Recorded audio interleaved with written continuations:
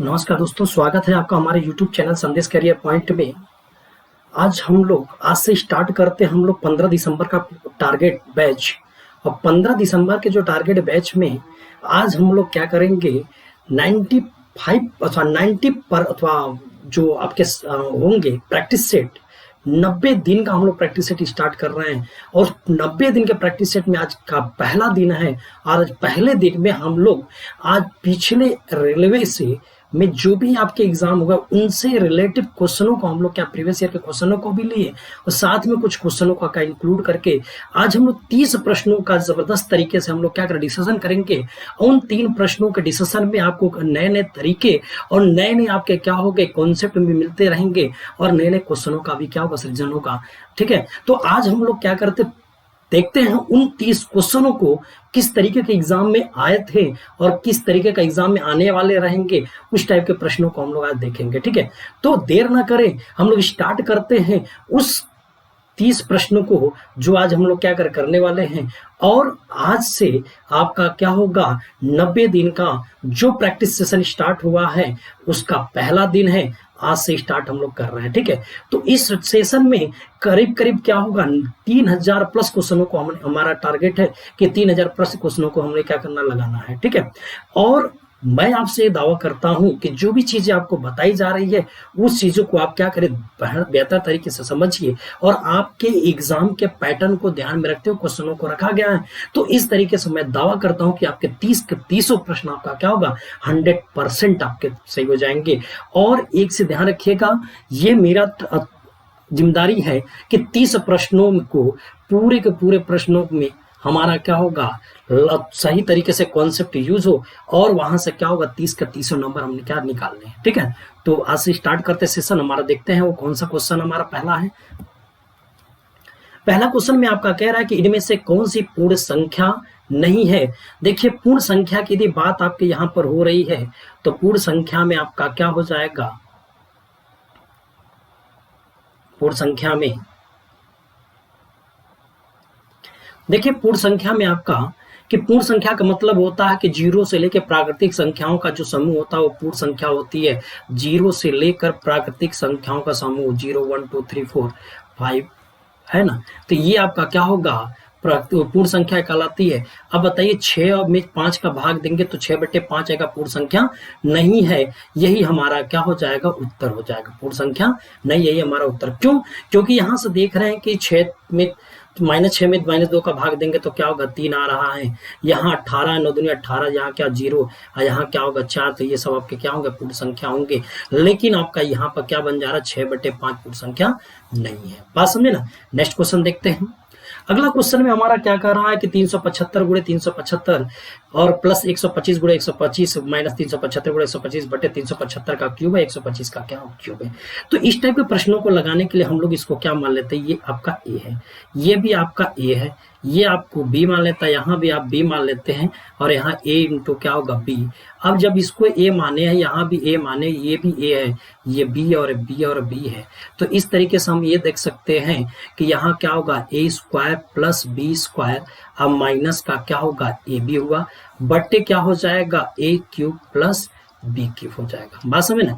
तो अब ये देखिएगा, यहाँ पर आप देख रहे हैं कि ए स्क्वायर प्लस क्या होगा, बी स्क्वायर माइनस का ए बी तो क्लियर है, और बटे यहाँ क्या होगा, A cube plus B cube का फॉर्म होगा ए प्लस बी, दूसरे क्वेश्चन में क्या होता है, A square plus B square minus A B होगा। ठीक, तो ये चीजें तो हमारा कैंसिल हो जाएगा यहाँ से। तो अब ये देखेंगे कि 1/a प्लस बी मिला और ए की जगह पर आप क्या माने थे, 375 और यहाँ क्या होगा 125। तो इस तरीके से देखेंगे 1/, क्या हो जाएगा 500। तो रिजल्ट हमारे पास क्या होगा, 1/500 हो जाएगा। ठीक है, अब आगे देखते हैं नेक्स्ट क्वेश्चन। अगला क्वेश्चन हमारा दशमलव से है। दशमलव में हमारा क्या होगा, कौन बड़ा होगा कौन छोटा, उसको देखना है। तो अब ये देखिएगा कि पहले तो हम ये देखेंगे 0.21 है, यहाँ 0.021 है, यहाँ 0.201 है, ऐसे दे दिया है। तो आप ये देखिए कि जीरो के अथवा दशमलव के बाद पहले कौन कौन है, देख रहे हैं यहाँ पर क्या होगा, 2 है, यहाँ पर 0 है, यहाँ पर क्या होगा 2 है और यहाँ पर क्या होगा 1 है। तो सबसे बड़ा हमारा क्या, 0 और 1 से पहले बड़ा क्या होगा, 2 वाला होगा। अब 2 के बाद हमारा यहाँ देख रहे हैं 1 है और यहाँ देख रहे हैं 0, तो सबसे बड़ा आपका क्या होगा 0.21 होगा। फिर इसके बाद क्या हो जाएगा 0.201, फिर इसके बाद 0.021, फिर इसके बाद क्या होगा, सॉरी यहाँ 1 वाला होगा, ये चीज आपका क्या 1 वाला होगा, ठीक, ये 1, तो यहाँ क्या होगा 0.102 होगा, 10 क्या हो जाएगा 2 होगा, और यहाँ क्या 0.2 होगा।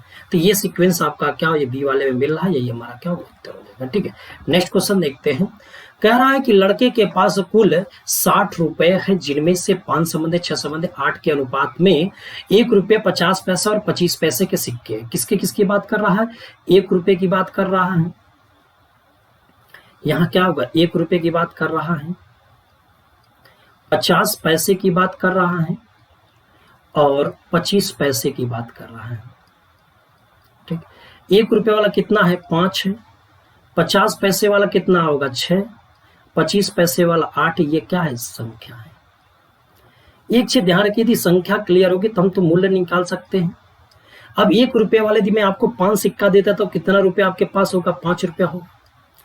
बात समझे कि नहीं। और यदि मैं आपको कह रहा हूं कि 50 पैसा वाला यदि मैं 6 सिक्का दे दिया तो कै रुपया बन जाएगा, 3 रुपया। क्यों कि 1 रुपये में 2 सिक्का होता है, यदि 6 बट्टे क्या करेंगे 2 कर लेंगे तो 3 रुपया आएगा। फिर 1 रुपये में 4 सिक्का होता है तो 8 में 4 का भाग देंगे तो क्या होगा 2। तो इस तरीके से आपके पास टोटल वैल्यू हमारे पास कितना हो, 5 3 8 2 10, 10 में टोटल रुपया 60 है तो 1 में कितना होगा, ये 6 होगा। तो जब 1 में 6 होगा तो 25 पैसे वाला 6 अट्ठे क्या हो जाएगा 48 हो जाएगा। तो कितना हो जाएगा, ये 48 होगा। तो रिजल्ट हमारे पास क्या होगा 48 हो जाएगा। ठीक है, नेक्स्ट क्वेश्चन देखते हैं।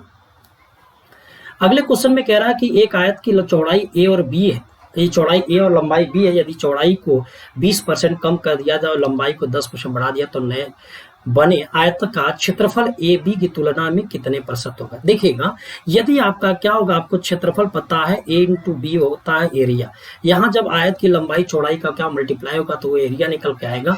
यदि लंबाई चौड़ाई में हमारा क्या 20% की कमी हो तो माइनस का 20 हो गया, और आपका लंबाई में 10% बढ़ोतरी तो प्लस 10 माइनस का 20 गुणे क्या होगा 10 बटे क्या हो जाएगा 100 हो जाएगा। तो इस तरीके से हमारे पास क्या हो जाएगा, माइनस का 10 माइनस का क्या होगा 2, तो क्या हो जाएगा माइनस का 12। यानी आयत के क्षेत्रफल में 12 की कमी होगी। तो इसका मतलब यदि पहला हमारा क्या होगा, पहले यदि 100 है तो यदि 20 कम हो जाएगा तो कितना होगा 88, तो क्या परसेंट हो जाएगा 88। तो नया वाला कितना परसेंट हो जाएगा 88% हो जाएगा। नेक्स्ट क्वेश्चन, अगला क्वेश्चन हमारा कह रहा है कि वह छोटी से छोटी संख्या ज्ञात कीजिए जिसे 8 12 18 से विभाजित करने पर 6 10 और 16 प्राप्त होता है। 8 12 18 से विभाजित करने पर 6 10 और क्या होगा 16 प्राप्त होता है। ठीक है ना, 6 10 और क्या होगा 16 प्राप्त होता है।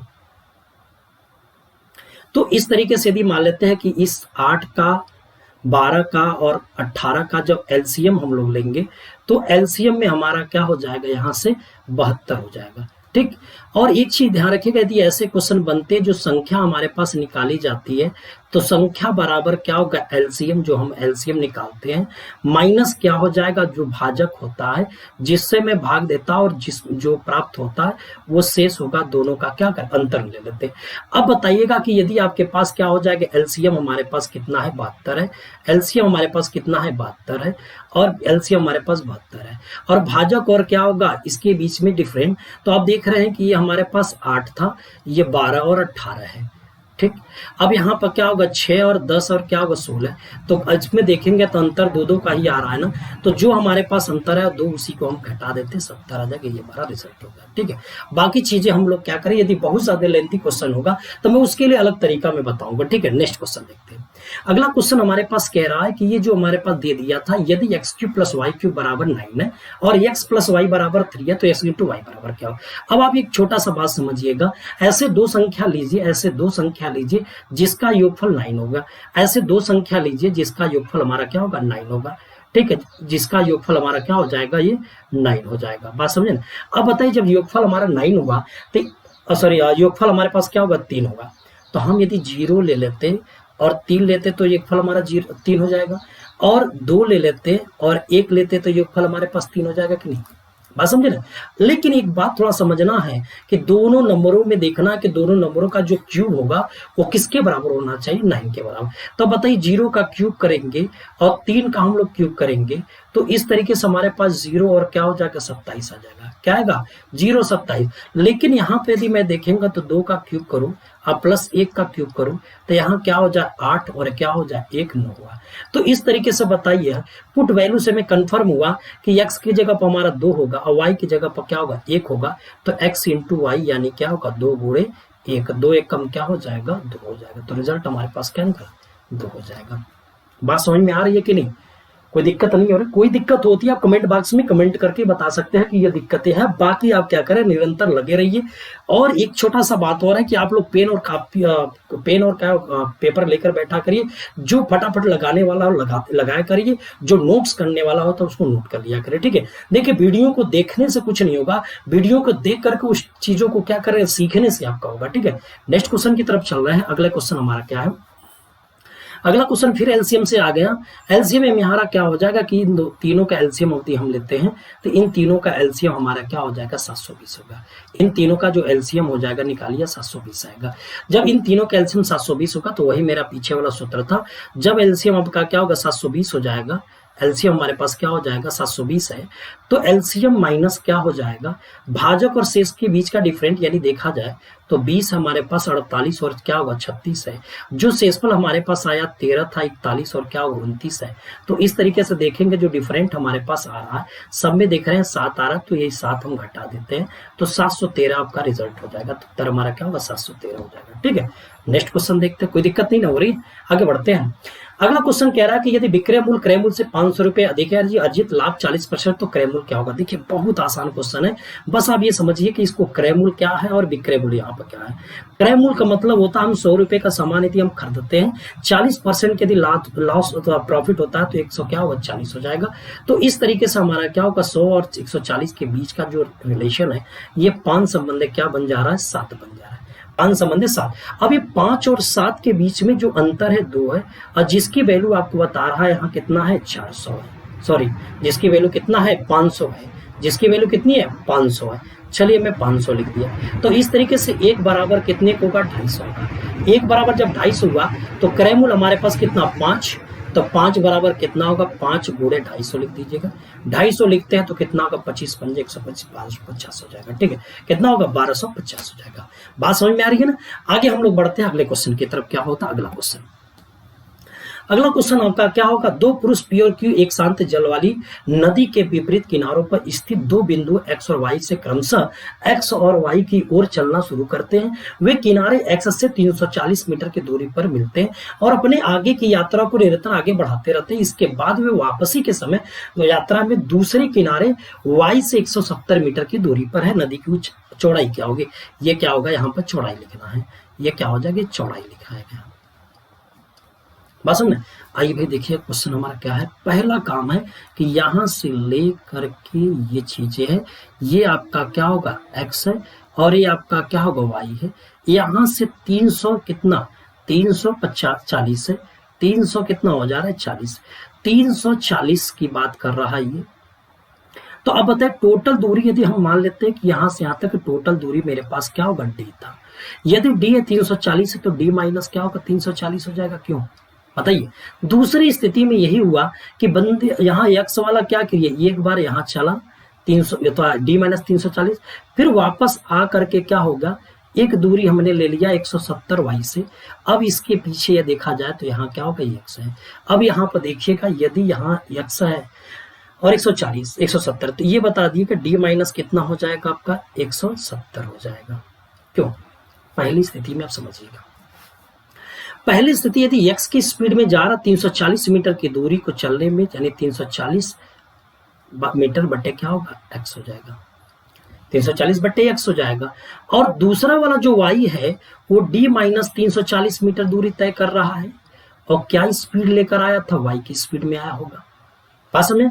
लेकिन एक बात बताओ कि जब दो गतिमान वस्तुएं एक ही दिशा में गतिमान हो सर विपरीत दिशा में गतिमान होते जब वे एक साथ गतिमान होते जब वो मिलते हैं, जब वे क्या होते हैं मिलते हैं, तो जब वो मिलते हैं तो उस दशा में आपका क्या हो जाएगा वो जो टाइम होती है वो टाइम हमारा क्या होगा फिक्स होता है। ठीक है, टाइम हमारा क्या होगा, समान हो गया। यदि मैं 12 बजे मैं भी चला और 12 बजे आप भी चले तो दोनों आपस में क्या हो गए, टाइम में बराबर होगा, क्योंकि 12 बजे आप भी चले मैं भी 12 बजे 1 बजे मिलता हूँ, इसका मतलब 1 घंटा आप भी लिए 1 घंटा आप भी लिए। ठीक है, अब यहाँ से हम लोग क्या करेंगे, थोड़ा सॉल्व कर लेते हैं। थोड़ा सॉल्व करते हैं तो क्या होगा, 340 हो जाएगा, बटे क्या होगा डी माइनस क्या होगा 340 हो जाएगा, बराबर क्या हो जाएगा एक्स बटे क्या होगा वाई हो जाएगा। बात समझ में कोई दिक्कत? थोड़ा सा हम अपने को क्या हिडन कर लेते हैं, या फिर हम थोड़ा सा देख लेते हैं, मिटा देते हैं इस चीज को भी। अब हमारा क्या होगा, इस वाली दूरी को देख लेते हैं। अब ये बंदा यदि मान लेते हैं यहां से चलना चालू किया, फिर अब ये गया होगा क्या होगा डी माइनस 340, एक्स वाला देखिए डी माइनस 340, फिर वापसी कहा है 170 ना, 170 आपका वापस हो गया। तो कुल मिला के ये चला होगा क्या स्पीड में चला होगा, अपनी स्पीड एक्स से, वही टाइम आपका क्या वाई वाला लेगा। वाई अपनी गंतव्य स्थान पर गया 340 मीटर। ठीक, अब उसके बाद वापसी क्या होगा, यहां से यहां आएगा, कहां, यहाँ डी माइनस 170 हो जाएगा, डी माइनस 100 क्या होगा प्लस 70 बटे क्या हो जाएगा वाई हो जाएगा। ठीक, अब यहां से देखिएगा, थोड़ा सा आप क्या करिएगा, मैनेज करिएगा, थोड़ा सा यहाँ क्या कर देंगे, डी माइनस क्या होगा 170 हो जाएगा, बटे क्या होगा, अब यहाँ से इसको यदि मैं सॉल्व करता हूं तो डी प्लस क्या होगा 170 हो जाएगा। ठीक है, अब बराबर क्या होगा एक्स बटे वाई होगा। अब हमने देखा कि मेरे पास राइट वाला वैल्यू और यहाँ राइट वाली वैल्यू देख रहे हैं सेम लिखा है, तो इसका मतलब हमारा क्या होगा, राइट वाला वैल्यू सेम है तो लेफ्ट वाले वैल्यू आपका सेम हो जाएगा। तो इस तरीके से हम ये कह सकते हैं, थोड़ा सा इसको मिटा देते हैं। ठीक है, इसको मिटा देते हैं। अब यहाँ पर थोड़ा सा कैलकुलेशन कर लेते हैं, बाकी आप चाहेंगे तो कैलकुलेशन करके कि इसकी रिजल्ट निकाल सकते हैं। इसका रिजल्ट आपका क्या 850 हो जाएगा, इसका रिजल्ट देखिए सॉल्व करने पर 850। नहीं तो अब इसको सॉल्व करते तो आप क्या करिएगा, 340 बटे क्या हो जाएगा डी माइनस 340 है, बराबर हो गया डी माइनस 170 बटे क्या हो जाएगा डी प्लस 170। अब इसको आप सॉल्व करके डी की वैल्यू निकाले 850 हो जाएगा। बात समझ ना, सॉल्व करेंगे तो डी की वैल्यू 850 हो जाएगी, कोई दिक्कत नहीं होगी। ठीक है, आगे बढ़ते हैं हम लोग, थोड़ा सा मैनेज करिएगा। नेक्स्ट क्वेश्चन, अगले क्वेश्चन में कह रहा था कि क्वेश्चन यहाँ पर जो दिया है, अगला क्वेश्चन हमारा यही कह रहा है। ठीक है, अगला क्वेश्चन ये कह रहा था कि यहाँ पर क्या होगा, दूसरे चतुर्थांश में जो साइन की जो वैल्यू है वो क्या होती है। अब देखिए एक चीज ध्यान रखिएगा, जो साइन की बात कर रहा था, ठीक, ये आपका प्रथम चतुर्थांश होता है 0 होता है, ये आपका 90 डिग्री होता है, ये आपका 180 होता है और ये आपका 270 होता है, और कुल मिलाकर 360 डिग्री बन जाएगा। इतनी बात समझ में।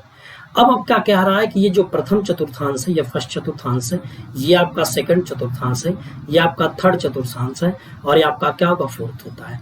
तो देखिए सेकंड में जाने का मतलब क्या होगा, साइन 90 से बड़ा होगा, और क्या होगा साइन 180 अंश से क्या होगा छोटा होगा। साइन 90 की वैल्यू होती है 1 और साइन 180 की वैल्यू होती है 0। तो कह सकते हैं कि 1 से लेके क्या होगा 0 की तरफ आपका क्या होगा भागता है। पास हो ना, 1 से 0 की तरफ क्या होगा भागता है। ठीक है, नेक्स्ट क्वेश्चन, अगला क्वेश्चन कह रहा है कि 100 मीटर 120 मीटर लंबी दो रेलगाड़ियां क्रमशः 18 मीटर प्रति सेकंड और 15 मीटर प्रति सेकंड की चाल से एक दूसरे की तरफ चलती है, तो कितने समय में एक दूसरे को पार करेंगी। जब दो रेलगाड़ियां एक दूसरे को पार करती तो उनके द्वारा चली गई दूरी आपका क्या होगा, उनकी लंबाइयों का क्या होगा योग हो जाएगा। 100 और क्या होगा 120 हो जाएगा, लंबाई का योग होगा। टाइम निकालना है तो टाइम बराबर क्या होगा कुल दूरी बटे कुल समय होता है। जब दो गतिमान वस्तु एक साथ गतिमान होते हैं तो वहां पर क्या होगा चालों का योग हो जाएगा। तो इस तरीके से देखा गया 200 क्या होगा 20 बटे क्या होगा 23 हो जाएगा। अब यहां से देखिएगा, हम यदि मान लेते 7 बार लेके जाते हैं तो ये क्या करेगा ज्यादा होगा, 7 3 21 2 बचेगा, 7 दूनी 14 2 क्या सॉरी 7 दूनी के अच्छा 7 बार लेके जाते हैं तो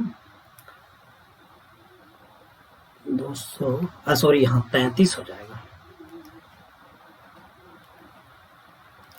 35 होगा। 7 3 21 बचेगा क्या होगा 2, 7 3 21 2 कितना होगा 23 हो जाएगा, यानी 230 हो जाएगा, करीब 230 आ जाएगा।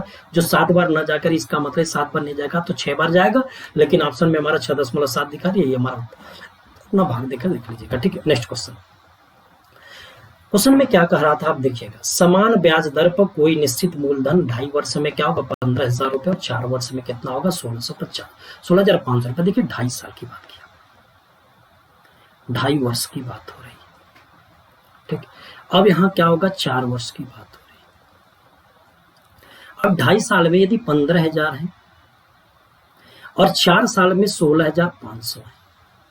अब ये बताइएगा कि इसमें पैसा का बढ़ोतरी कितनी की हुई, 1500 की, और लेकिन समय की यहाँ बढ़ोतरी कितनी की हुई, 1.5 वर्ष की। तो कहीं ना कहीं ये जो साधारण ब्याज का सिस्टम है कि 1.5 साल में 1500 रुपए का ब्याज दे रहा है, तो जब 1 वर्ष में ब्याज देगा तो कितना देगा, भाग दे दिए तो ये 1000 आ जाएगा। जब 1 वर्ष में ब्याज यदि आपका 1000 आ रहा है, जब 1 वर्ष में ब्याज आपका क्या हो जाएगा, 1000 हो जाएगा, ठीक है। जब 1 वर्ष में ब्याज आपका क्या होगा, 1000 हो गया। तो जब 1 वर्ष में ब्याज 1000 हो गया तो 2.5 वर्ष में ब्याज आपके पास कितना हो जाएगा, 2.5 वर्ष में ब्याज कितना होगा, ये 2500 हो गया। 2.5 वर्ष में ब्याज हमने 2500 रुपया मिला। तो प्रिंसिपल यदि मुझे निकालना है तो मुझे अमाउंट की जरूरत पड़ेगी। 2.5 साल में अमाउंट हमारे पास कितना है, 2.5 साल में अमाउंट हमारे पास कितना है, 15,000, जिसमें से आपका क्या होगा, 2500 रुपया आपका क्या होगा, ब्याज है। तो इस तरीके से हमने देखा कि 12,500 रुपया आपका क्या होगा, मूलधन होगा। यदि मुझे रेट निकालना होगा तो ब्याज पहले 1 साल में हमने पाया कितना, 1000, क्योंकि वार्षिक ब्याज निकालना तो 1 साल में दिया गया ब्याज, तो 1 साल में ब्याज 1000 रुपये, और किस पर है, 12,500 रुपये, किस पर है, 12,500 रुपये, गुणे क्या हो जाएगा, ये 100 हो गया। डबल जीरो से कैंसिल, 125 वाटे क्या होगा, 1000 होता। क्या परसेंटेज निकल के 8% होगा। क्या मजेदार क्वेश्चन था, कॉन्सेप्ट को समझने की कोशिश करिए, बात समझे ना। नेक्स्ट क्वेश्चन की तरफ चल रहे हैं। अगला क्वेश्चन में कह रहा था कि किसी शोरूम में किसी वस्तु का मूल्य 2000 रुपए है और सूची मूल्य 2000 रुपए, इसे 20% और 10% के क्रमांकन छूट पर बेचा जाता तो उसका विक्रय मूल्य क्या होगा। तो विक्रय मूल्य बराबर एमआरपी क्या दे दिया है, 2000 रुपए, और क्या परसेंट का डिस्काउंट, पहला 20% तो 80 हो जाएगा, अगेन दूसरा 10% तो क्या होगा, 90 हो जाएगा। तो इस तरीके से आप देखेंगे, डबल जीरो 4 जीरो आपका ऊपर से हमारा क्या होगा, कैंसिल हुआ। अब 9 8 72 यानी 2 गुणे क्या होगा, 720, इसमें गुणा कर लेते तो क्या होगा, 1440 रुपए हो जाएगा। तो कितना ब्याज मिला, सॉरी कितने का विक्रय मूल्य होगा, 1440 रुपए का, ठीक है। नेक्स्ट क्वेश्चन देखते हैं। अगला क्वेश्चन कह रहा है कि 12 सेंटीमीटर भुजा वाले एक ठोस घन को बराबर आयतन वाले 8 घनों में के रूप में काटा जाता छोटे घन का आयतन क्या। एक चीज ध्यान रखिएगा, किसी भी एक आकृति को दूसरे आकृति में यदि कन्वर्ट कर रहे हैं तो दोनों का आयतन सेम होता है। यहाँ पर 8 घन लगा हुआ, तो इस तरीके से हमने क्या कि 8 घन लिए, घन का आयतन भुजा घाते 3 होता है, इसलिए 8 गुणे भुजा घाते 3 हो गया। एक छोटे से घन की बात करें, उसकी भुजा को मैंने यदि 1 लिया तो वहां पर 8 गुणे क्या होगा, भुजा क्या है, ये मानिए 1 हो गया। अब वो किसको तो काट रहा है, 12 सेंटीमीटर भुजा वाले घन को काटा, इसका मतलब आयतन भुजा घाते 3, एक घन का आयतन निकालना होता है तो भुजा घाते 3 होता है। तो 1 क्यूब बराबर कितने को होगा, 12 बट्टे का क्यूब बट्टे क्या 8। अब इसको आप सॉल्व करते तो 12 बट्टे 2 का क्यूब बन जाता। क्यों भाई, दिमाग लगा लो यार। 8 को क्या लिख सकते हैं, 2 घाते 3, और 2 घाते 3 का मतलब 12 बट्टे क्या हो, 12 अथवा 2 घाते 3 नीचे अथवा नीचे और ऊपर 12 घाते 3, इसका मतलब 12 बट्टे क्या होगा, 2 है ना, 12 बट्टे 2 हो जाएगा। तो यहां से क्या देखा गया कि 1 क्यूब बराबर कितने को होगा, 6 घाते 3। इस तरीके से ए की जो वैल्यू हमारे पास होगी वो कितनी होगी, 6। भुजा कितना हो जाएगा, 6 हो जाएगा। बात समझ में आ रही है ना। अच्छे प्रश्न मैं करा रहा हूं, एग्जाम पैटर्न पर है, 100% एग्जाम में मिलेगा। ऐसे ही प्रश्न बनेंगे एग्जाम में, परेशान होने की जरूरत नहीं है। क्वेश्चन फिर देखते हैं। और मैं एक बात बताऊंगा कि जो रेलवे आपसे क्वेश्चन पुटअप करती है, आपसे थियरी और न्यूमेरिकल दोनों बातें करती है। देखिए ये जो क्वेश्चन आपका दिया हुआ, ये थियरी से कह रहा है कि भिन्न के एक सेट का एलसीएम क्या होगा। यदि भिन्न के एलसीएम निकालते हैं तो अंशों का लसा बटे हरों का क्या होगा, मसा। अंशों का लसा बटे हरों का क्या होगा, मसा होता है। नेक्स्ट क्वेश्चन, अगला क्वेश्चन कह रहा है कि 6 वर्ष पहले पी और क्यू की आयु का अनुपात 6 संबंध 5 है। देखिएगा थोड़ा बनाते हैं हम लोग। 6 वर्ष पहले की बात बोला, 6 वर्ष पहले बोला, ठीक है, 6 वर्ष पहले बोला है। 6 वर्ष पहले उस दशा में पी और क्यू का जो आपके पास रेशियो हुआ, क्या संबंध बता रहा है, 6 अनुपात क्या होगा, 5 हुआ। कह रहा है 4 साल के बाद, 4 वर्ष के बाद एक देते हैं। तो जब 4 वर्ष के बाद बोलते हैं तो इस तरीके से आप देखेंगे रेशियो हमारे 11 संबंध है, क्या होगा 10। एक बात समझ में आया कि यदि पी और क्यू दोनों है, दोनों के लिए समय चक्र आपका समान होता है। पी यदि बढ़ रहा है तो क्यू भी आपका बढ़ेगा, पी जितना बढ़ेगा उतना क्यू भी बढ़ेगा। यानी पी और क्यू के बीच में देखा गया हमने कि यहाँ 5 का गैप है, तो इसका मतलब यहाँ भी देखिए 5 का गैप है कि नहीं, देख रहे हैं, अरे यार दोनों तो गैप बराबर है, इसका मतलब अनुपात में 5 के गैप में। अब बताओ कितने साल का हुआ, आज ये वर्तमान है, वर्तमान से 6 साल पहले और वर्तमान से 4 साल बाद, तो 6 और 4 मिला के कितने होगा 10, जैसे दोनों के बीच में गैप 6 साल पीछे और 4 साल आगे, है ना, तो 6 वर्तमान 4 साल आगे जाएगा तो कुल मिला के 10 साल हो जाएगा। तो 10 साल का डिफरेंट यहाँ पर कितना होगा, 10 का डिफरेंट होगा। तो 1 पर कितने को हो जाएगा, ये 5 हो गया। जब 1 पर 5 होगा तो क्यू की बात करा तो क्या होगा, ये 25 हो जाएगा। लेकिन कब कब होगा, ये कब हो रहा है, 6 वर्ष 1 मिनट 6 से 5 11 संबंध है, ओहो सॉरी भैया सॉरी, यहाँ 2 आएगा, 2 आएगा तो क्यू पर कितना हो जाएगा ये भैया, 5 दूनी के 10 हो जाएगा, 5 दूनी का कितना होगा 10। ये कब है, 6 साल पहले, तो वर्तमान में कितना हो जाना चाहिए, अरे यार ये तो पी का पूछ रहा है, ओहो देखिए पी का है ना, पी का ये पी, तो 6 तरीक 18, 6 दूनी 12 हो जाएगा, 6 दूनी 12 हो जाएगा, ठीक। लेकिन वर्तमान में लाने के लिए हमें क्या करना पड़ेगा, तो 12 में 6 जोड़ना पड़ेगा, तो 12 6 कितना हो जाएगा, ये 18 हो जाएगा, 12 6 कितना हो जाएगा 18 का, ठीक है। नेक्स्ट क्वेश्चन देखते हैं। अगला क्वेश्चन कह रहा है कि दोनों पी और क्यू अकेले एक टंकी को क्रमशः 60 और 40 मिनट में भर सकते हैं, 60 और 40 मिनट में भर सकते हैं, तो 60 और क्या होगा 40 का एलसीएम क्या होगा, 120 हो जाएगा। जब 120 हो जाएगा तो ये कितना हो, 2 और क्या होगा 3 हो जाएगा।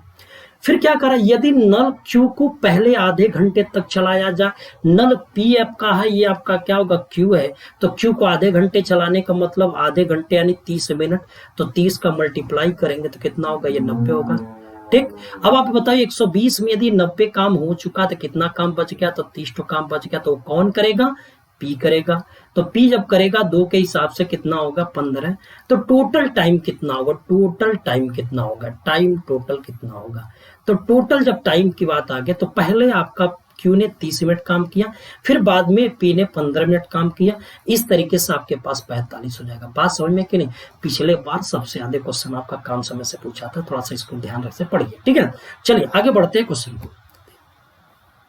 अगला क्वेश्चन कह रहा है कि पी और क्यू एक प्रोजेक्ट को क्रमशः 8, 6 और 12 दिनों में पूरा कर सकते हैं।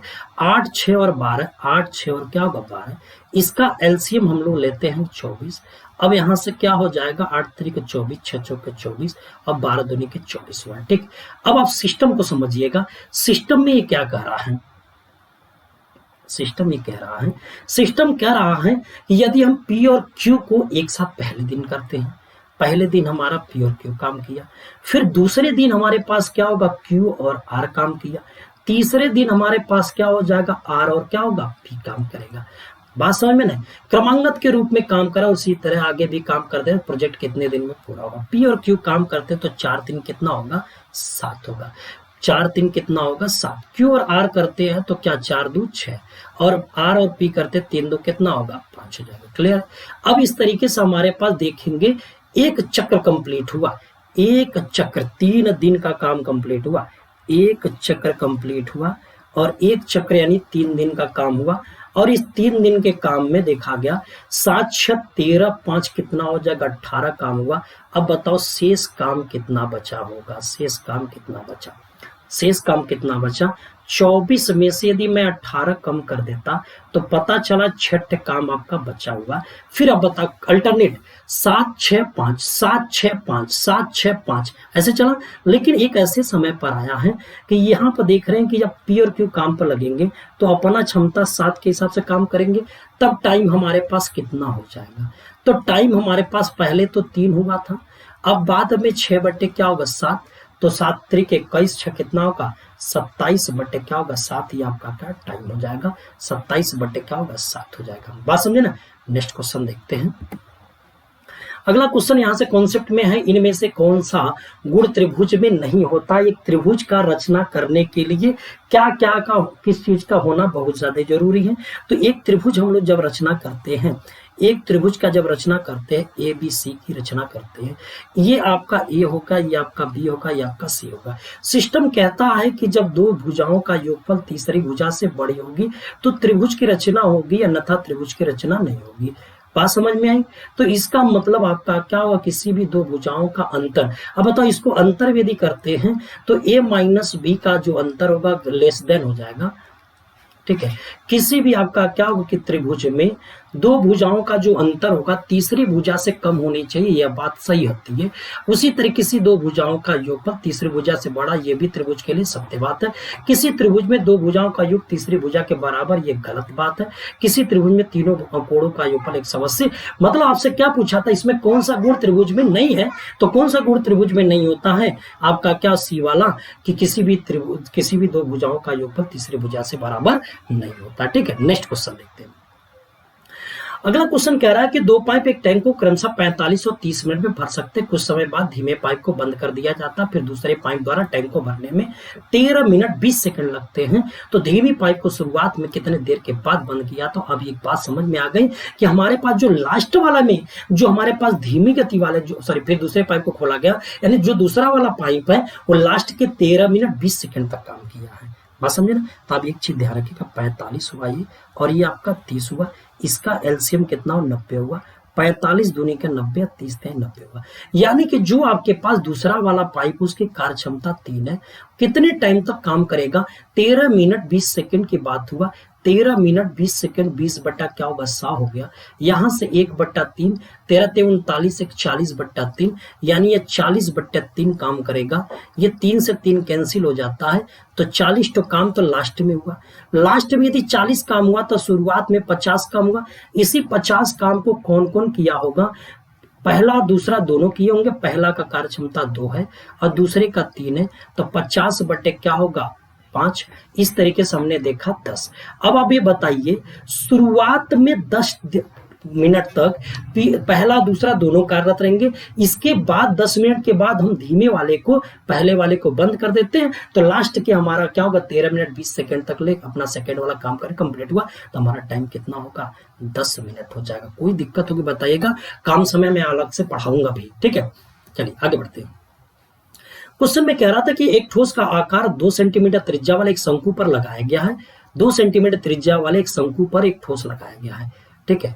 2 सेंटीमीटर त्रिज्या वाले एक शंकु पर एक ठोस गोला, देखना त्रिज्या वाले अर्धगोले जैसा लगाया गया है, ठीक है। अर्धगोले जैसा आपका क्या होगा लगाया गया, तो इस तरीके से अर्धगोला बना है ना।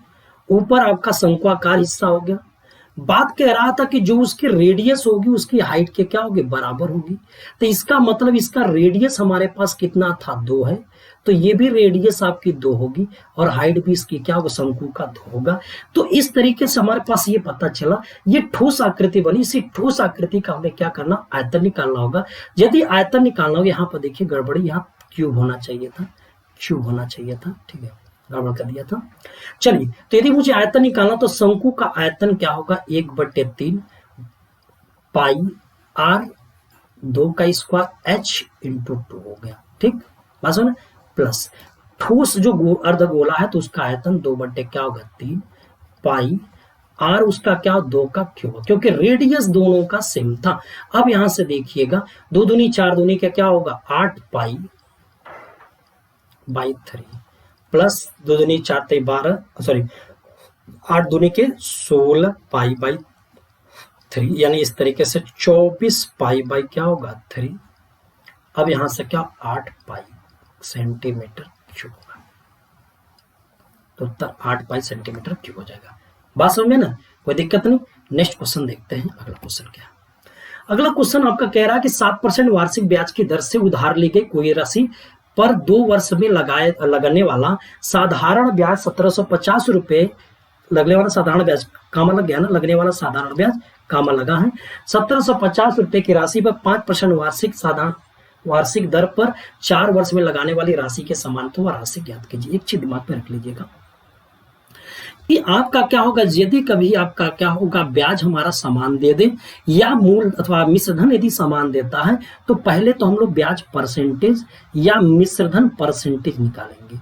ब्याज परसेंटेज हमने निकाला, पहले वाला कह रहा है कि 7% के हिसाब से 2 साल की बात बोला तो 7 दूनी के 14% ब्याज मिला, और दूसरा वाला ने कह रहा 5% के हिसाब से अब 4 वर्ष की बात बोला तो 5 जोड़ के 20% मिला।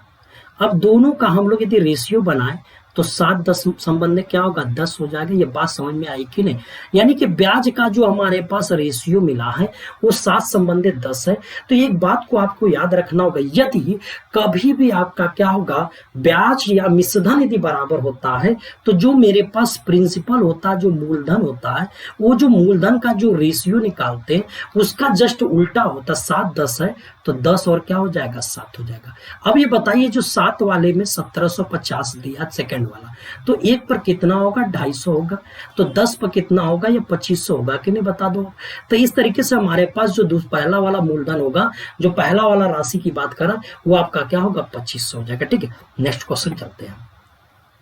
अगले क्वेश्चन की तरफ चलते हैं। तो ए बी जो हमारे पास 7 सेंटीमीटर, बी सी 24 सेंटीमीटर और ए सी 25 सेंटीमीटर। एक बात दिमाग में रख लीजिएगा, कभी भी आपका क्या होगा 7 की बात करें, 24 की बात करें और 25 की बात करें तो यह एक समकोण त्रिभुज की रचना करता है। यह एक क्या होगा, समकोण त्रिभुज की रचना करता है। समकोण त्रिभुज में आपका क्या होगा, ये जो हमारे पास जो सबसे लंबी भुजा वो कर्ण होती है, 25 हो गया, और छोटी भुजा जो होती है हमारा लंब हो जाती है। क्लियर है? अब एक बात समझिएगा, क्वेश्चन में आपसे क्या कह रहा था, क्वेश्चन में यही कह रहा है, क्वेश्चन में आपका ये कह रहा है कि जो हमारे पास ये ए है और ये हमारे पास क्या होगा बी और सी है, तो ये जो जी हमारे पास गुरुत्व केंद्र है, जी क्या है, गुरुत्व केंद्र। बात को समझिएगा, जो जी हमारे पास गुरुत्व केंद्र है, तो गुरुत्व केंद्र क्या होता है, किसी भी त्रिभुज में माध्यिकाओं का कटान बिंदु हमारा गुरुत्व केंद्र हुआ, और जो गुरुत्व केंद्र होता है जो जी माध्यिका पर ही हमारा स्थित होगा। इसका मतलब कि बी से एसी पर एक मध्य बिंदु हमने लिया, नहीं, अब मिला दिया तो ये माध्यिका मिली। अब माध्यिका में हमारे पास क्या होगा, ये जो आपका क्या होगा, ये जी हमने मान लिया। बात समझ?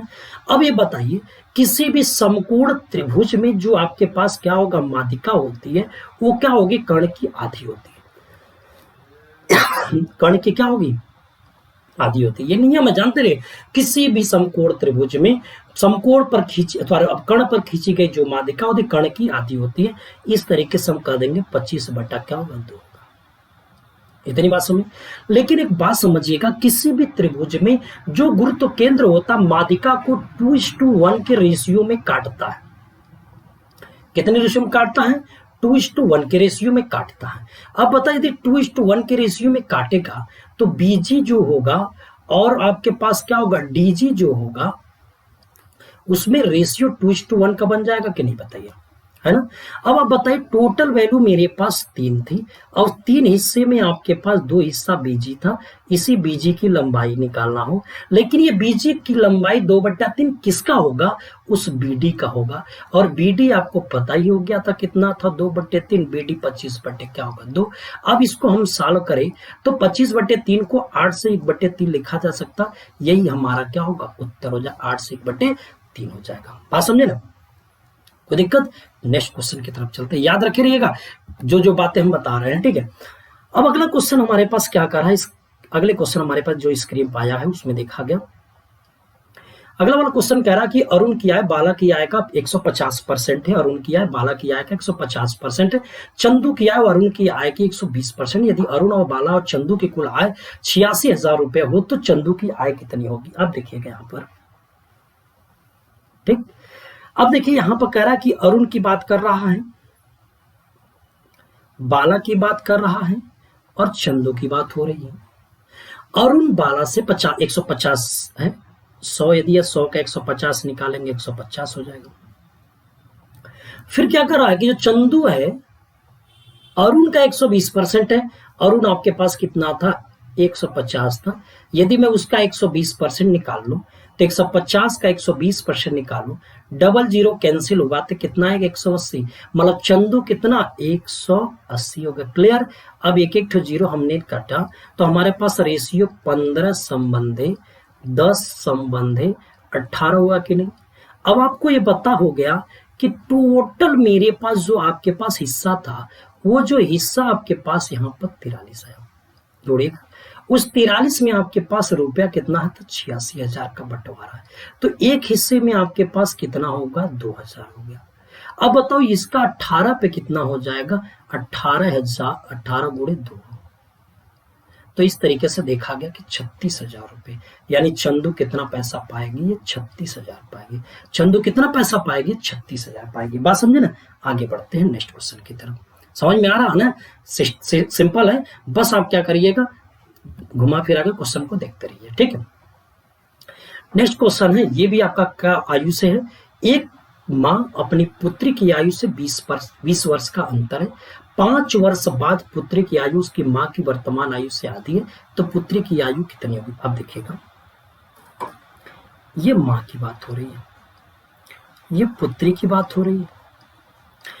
माँ पुत्री से 20 साल ज्यादा है। यदि पुत्री x है तो माँ x + 20 हो जाएगी। 5 साल बाद बोला, 5 साल बाद, 5 वर्ष बाद, ठीक, 5 वर्ष बाद, तो यहाँ 5 साल बढ़ जाएगा तो x + 25 हो जाएगा। ये 5 साल बढ़ जाएगा तो x + 5 हो जाएगा। कह रहा है 5 साल बाद उस जो पुत्री की उम्र है, माता की उम्र की आधी है, माता की उम्र का आधा करो, पुत्री निकल के चली जाएगी। माता की उम्र का आधा, पुत्री निकल के चली जाएगी, ठीक। अब आप ये बताइए, पक्षांतर कर लो, तो यहाँ पर x प्लस क्या होगा, 25 हो जाएगा, और ये क्या होगा, 2x प्लस क्या होगा, 10 हो जाएगा। तो ऐसे में x बराबर क्या हो जाएगा, x बराबर क्या बन जाएगा, x बराबर देख रहे हैं, इधर पक्षांतर करो तो कितना होगा, 15 आएगा। तो अब माँ की, सॉरी, पुत्री की उम्र कितना साल की था, 15, क्योंकि मैंने वर्तमान में ही माना था।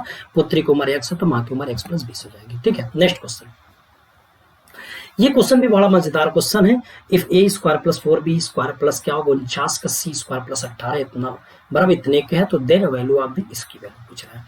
अब एक बात समझिएगा जरा, यदि मान लेते ऐसे प्रश्न बनते हैं, ठीक, ऐसे यदि प्रश्न बनते हैं और किसकी बात कर रहा था, ए की बात कर रहा है, बी का पूछ रहा है और सी का पूछ रहा है, ठीक। अब एक बात थोड़ा सा समझिएगा, इसको थोड़ा सा सॉल्व कर लेते हैं। इसको जब हम थोड़ा सॉल्व करते हैं तो आपके पास क्या निकल के आएगा, a² आएगा। इसको थोड़ा हम लोग सॉल्व कर रहे हैं, तो a² देखिए आया, प्लस क्या हो जाएगा, 4b² आया। ये प्लस का क्या होगा, 49 का c² हुआ। अब प्लस का क्या हो जाएगा, ये 18 है ना। अब देखिए, यदि एक को देखेंगे तो 2 एक कम 2 होगा, वो माइनस का पक्षांतर करेंगे तो प्लस का 2 होगा, क्लियर है। और ये पक्षांतर कर लेते हैं, हमारा क्या हो जाएगा, बी का 2 दूनी के 4 माइनस का 4b है, और क्या होगा, 28 दूनी के 56 माइनस का क्या होगा, 56c है, 0 के बराबर, ठीक। आपका काम क्या है, ए बी और सी की बात हो रही है, तो ए बी सी में हम लोग पहले एक काम करते हैं, ए का गुणांक हमारे पास देखते क्या क्या है। यहाँ ए का गुणांक हमारे पास 2 है, तो मैं यहाँ पर 2 लिखा। बी का गुणांक -4 है, तो मैंने यहाँ पर क्या होगा, माइनस का 4 लिखा। सी का गुणांक क्या होगा, -56, तो माइनस का क्या होगा, 56 होगा, ठीक। तो हम ये काम करना चालू करेंगे, ये काम करेंगे कि अब इस 2 में हम लोग क्या करेंगे, एक सिस्टम हमारे पास है, 2 का भाग देंगे। ऐसे प्रश्नों में हम लोग क्या करेंगे, पहले क्या करें, उनके गुणांक को लिखेंगे, फिर अगेन हम लोग क्या करें, 2 का इसमें भाग देते हैं। जब 2 का भाग देते हैं तो मेरे पास 1 आता है, माइनस का 2 आता है, और क्या होगा, माइनस का 28। फिर हम लोग चिन्ह का परिवर्तन कर लेते हैं, माइनस का 1 हुआ और 2 हुआ, और क्या होगा, 28 होगा। इतनी बात अब समझ में आ गई कि ये चीजें, लेकिन बात अभी पूरी नहीं हुई, क्योंकि ए का गुणांक यहाँ पर क्या होगा, 1 था, यहाँ बी का गुणांक क्या 4 और सी का गुणांक 49। तो इसका मतलब कि -1 में किसका भाग, 1 का, और बी में किसका भाग देना है, 4 का, 2/4, और सी में 28 आया था ना, उसमें 49 का भाग देना है, क्लियर। अब इसको छोटा करना चाहते हैं तो कर लो आप, माइनस का 1 हुआ, 1/2 हुआ, और क्या होगा, 4/ क्या होगा, 7 होगा, ठीक। अब ये बताओ, यदि मैं यहां पर लिखता, यदि मैं यहां पर ले लेता मैं यहाँ पे देखता तो 3 गुणे क्या होगा माइनस का 1 होगा, और प्लस 2 गुणे क्या होगा 1/2 होगा, और प्लस क्या हो जाएगा 7/4/7 हुआ। अब ये 7 7 से कैंसिल, 2 से 2 कैंसिल, 4 1 5 में से -3 घटा तो क्या होगा उत्तर 2 हो जाएगा। बात समझ ना, 7 में से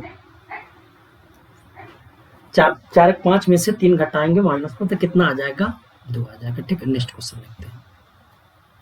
अगले क्वेश्चन की तरफ चलते हैं। अगला क्वेश्चन में देख रहा है cot थीटा बराबर 1/√3। ये किसका होता है? कॉट में किसका होता है?